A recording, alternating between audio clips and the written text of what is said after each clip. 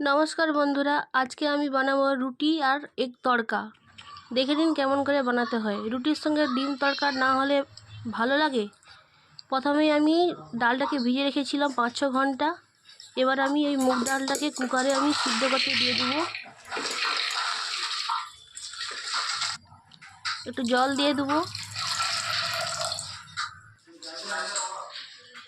দিয়েছি 1 চামচ লবণ, 1 চামচ হলুদ। এবারে আমি কুকারের ঢাকনাটা বন্ধ করে দেবো।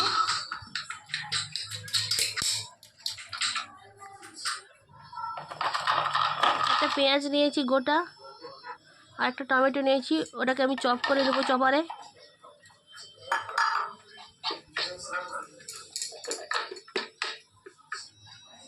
চপ করা আমার হয়ে গিয়েছে। এবার আমি এটা কড়াইতে তেল দিয়েছি, তাতে একটা ডিম দিয়েছি। প্রথমে ডিমটা আমি ভেজে নেব।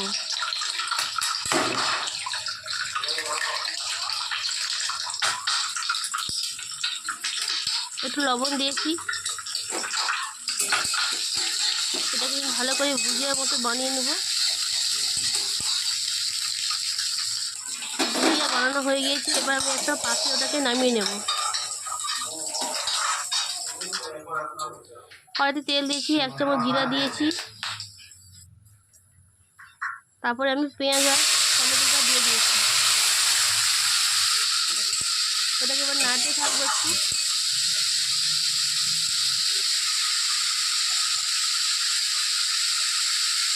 এবার দিয়ে দেবো 1 চামচ আদা বাটা,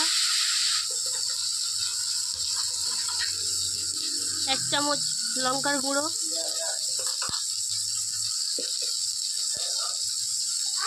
আর 1 চামচ হলুদ গুঁড়ো,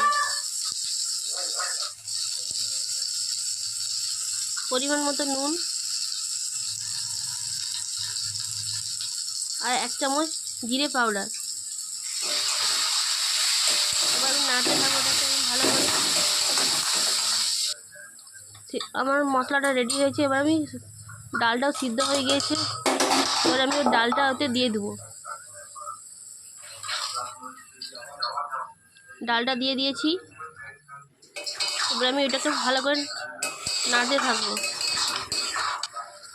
তারপর একটু জল দিয়ে দেবো। জল দেওয়া হয়ে গিয়েছে। এটাকে আমি 5 থেকে 10 মিনিট সিদ্ধ করতে দেবো। তারপর উপর থেকে আমি 2টো ডিম যে ভেজে রেখেছিলাম, সেই ডিমটা আমি দিয়ে দিয়েছি। উপর থেকে একটু গরম মশলা ছড়িয়ে দেবো।